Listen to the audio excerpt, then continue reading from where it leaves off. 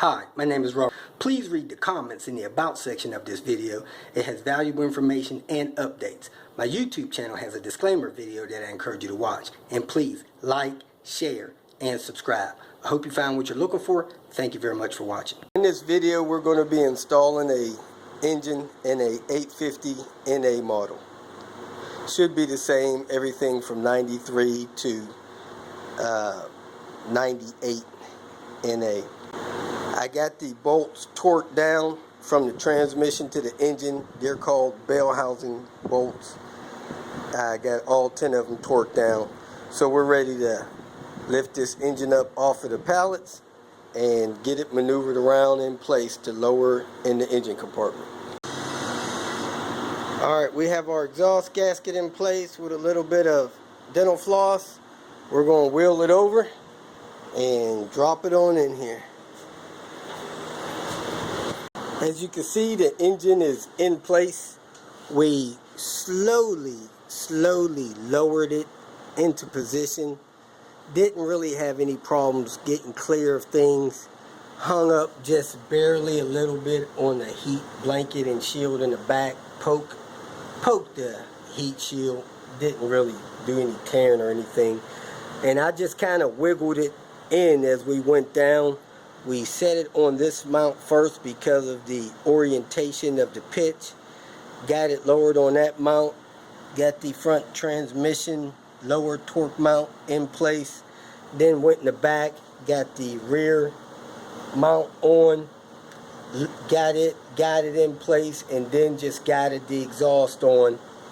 After all those were threaded through their holes, went to the front of the engine, and the front lower mount was already guided in. Lowered it about an inch. Got those bolts in down here. So they're in place. Then I went under there and got the exhaust torqued down.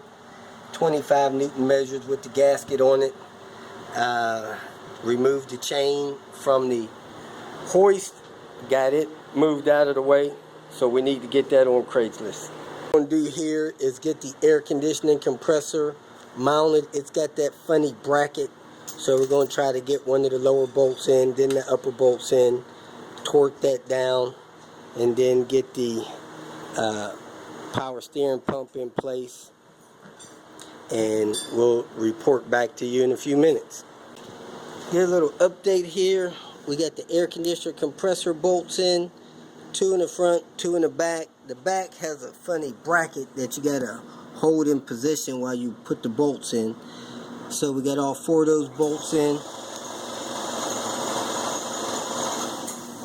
We got the AC switch plugged in. We got the wires on the alternator.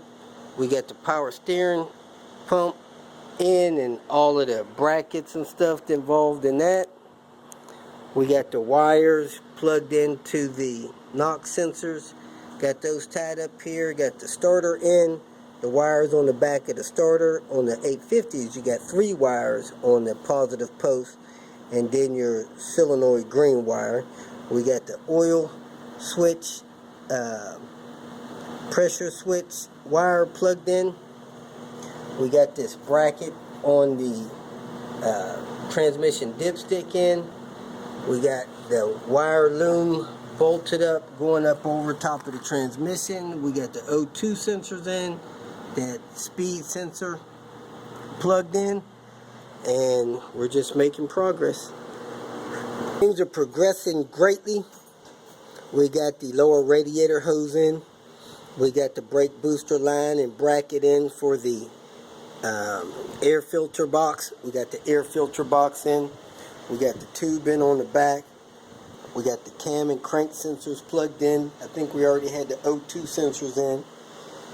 We got the lower radiator hose in. We got the intake manifold in. The starter in, all buttoned up, buckled down. We got the other bolts in the front side of the power steering pump. The power steering pump in. Upper radiator hose in. We got the new coolant bottle in. We got the coolant bottle lower hose in. And we got the fuel injectors plugged in, the fuel lines hooked up. We got the wire loom secure down there. Alright, we got the oil dipstick in, got the injector rail cover on, we got the oil tube tight, and we're now putting in the spark plugs. Throttle cables on, spark plugs and wires are in, coil wire is in, air throttle body intake tube is on, putting some wire loom on the ECT wires, and next we're going to install the fan assembly and connect these relays across the top. We have the fan in and all of the relays hooked up on the fan and the vacuum and everything together. Show you the vacuum routing on a 96 NA model, may be the same as a 97 model. This vehicle does not have an air pump and it does not have EGR. So you have a vacuum line coming off the front of your intake manifold. It goes over to what I believe is your purge valve there. You have your vacuum tree here with two vacuums coming off of it. One vacuum comes over to your fuel pressure regulator on the bottom of your rail. The other vacuum goes over to the back of your air box. In one of those two tubes, there's been a little controversy, but the resolution on this one is that the one from the vacuum tree goes into the lower port on the back of the air box. From the back of the air box, the top port goes down to the vacuum there, right above your air valve, to open and close that for your preheat, I guess it is. You got your passenger side of your intake manifold PCV vacuum that goes over to your flame trap housing that should not have a flame trap in it there. On the bottom of your throttle body or manifold there, you got your brake booster vacuum that comes under your air box and back to your brake booster. Back there somewhere.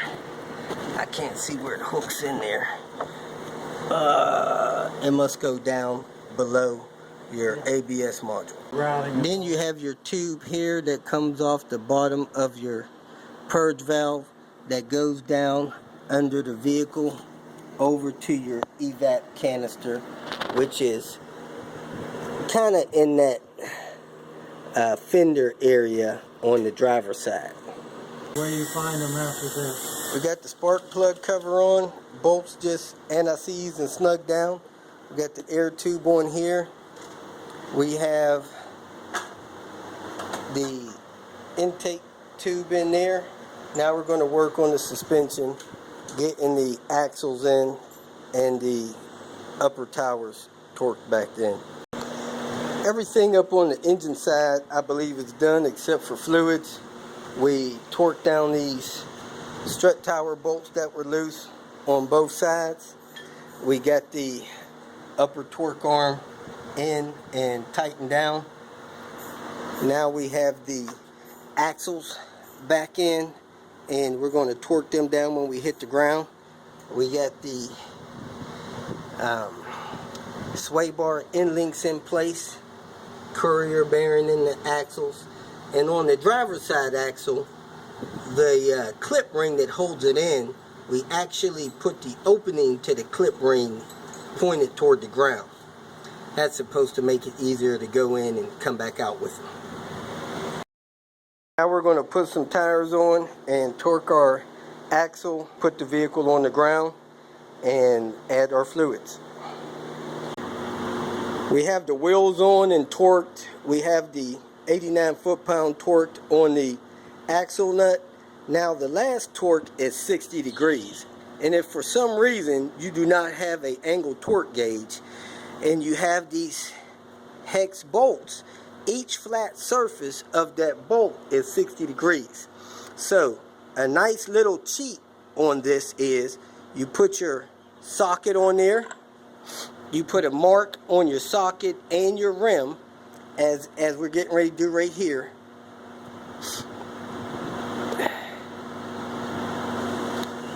Okay, you see the white mark there? You take your socket back 1 notch, and when you line that back up, that's 60 degrees.